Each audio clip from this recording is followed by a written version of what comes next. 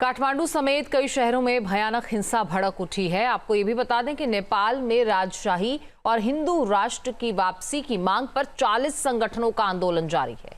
देखते ही देखते आंदोलन ने उग्र रूप ले लिया है। प्रदर्शनकारियों और सुरक्षा बलों के बीच हिंसक झड़पें हो रही हैं, मौत की खबरें सामने आ रही हैं। देखिए।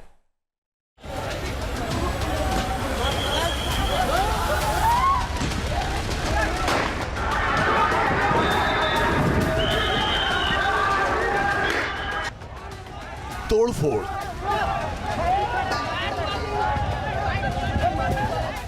आगजनी और हिंसक झड़प।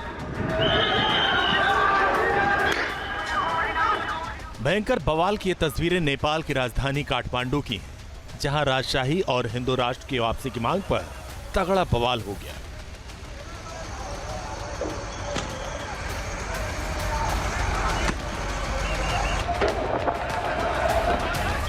और इस मांग पर प्रदर्शनकारी अब इंच भर भी पीछे हटने को तैयार नहीं है। इसका असर यह है कि काठमांडू, पोखरा समेत नेपाल के कई बड़े शहरों में युद्ध जैसे हालात बन गए हैं।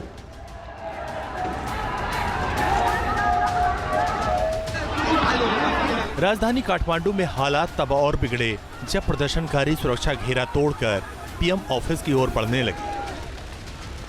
इसके बाद सुरक्षा बलों ने आंसू गैस की गोलियां चलाईं और प्रदर्शनकारियों की ओर से पत्थरों की बौछार शुरू हो गई।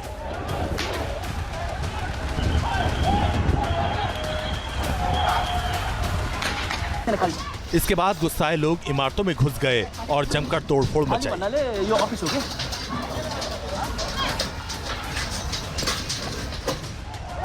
शॉपिंग मॉल के बाहर भी आगजनी की गई। हिंसक झड़प में सैकड़ों प्रदर्शनकारी जख्मी हुए हैं। साथ ही साथ सुरक्षा बलों के जवान भी लहूलुहान हुए। बताया जा रहा है कि गुस्साई भीड़ ने एक मीडिया हाउस को भी आग के हवाले कर दिया। तस्वीरें खुद ब खुद बता रही हैं कि नेपाल में लोकशाही बनाम राजशाही के बीच किस तरह युद्ध छिड़ा हुआ है। शहर शहर आंदोलन की आग भड़क गई है। इसके चलते काठमांडू समेत 17 जिलों में कर्फ्यू का ऐलान किया गया।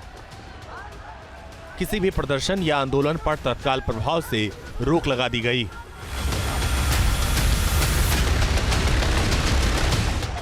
हिंदू राष्ट्र और राजशाही वापसी वाले आंदोलन में 40 से ज्यादा नेपाली संगठन शामिल हुए।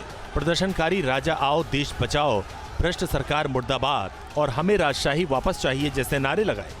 प्रदर्शनकारियों ने सरकार को एक हफ्ते का अल्टीमेटम दिया है कि अगर उनकी मांगों पर एक्शन नहीं लिया गया तो और ज्यादा उग्र विरोध होगा। अब सवाल है कि क्या नेपाल में राजशाही वापस आ सकती है और क्या नेपाल के पूर्व नरेश ज्ञानेन्द्र शाह तख्ता पलट का बदला लेने की तैयारी में है।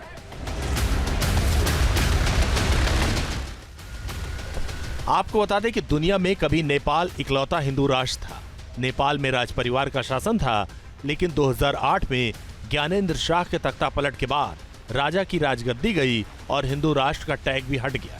नेपाल के पूर्व राजा ज्ञानेन्द्र शाह ने 19 फरवरी को प्रजातंत्र दिवस के मौके पर लोगों से समर्थन मांगा था। इसके बाद से ही देश भर में राजा आओ आंदोलन को लेकर तैयारियां चल रही थीं।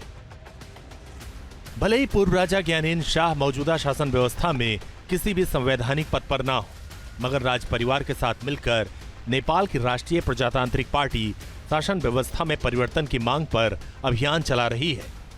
3 करोड़ से ज्यादा आबादी वाले नेपाल में हिंदू आबादी करीब 82% है। हिंदू राष्ट्र की मांग पर कई बार नेपाल में मोर्चाबंदी होती रही है। सियासत में खलबली मचती रही है और इस बार इन आवाजों को बल मिल गया राजा की घर वापसी से। Team news nation. News nation अब व्हाट्सएप पर। खबरों के ताजा अपडेट के लिए न्यूज नेशन के इस QR कोड को स्कैन करें।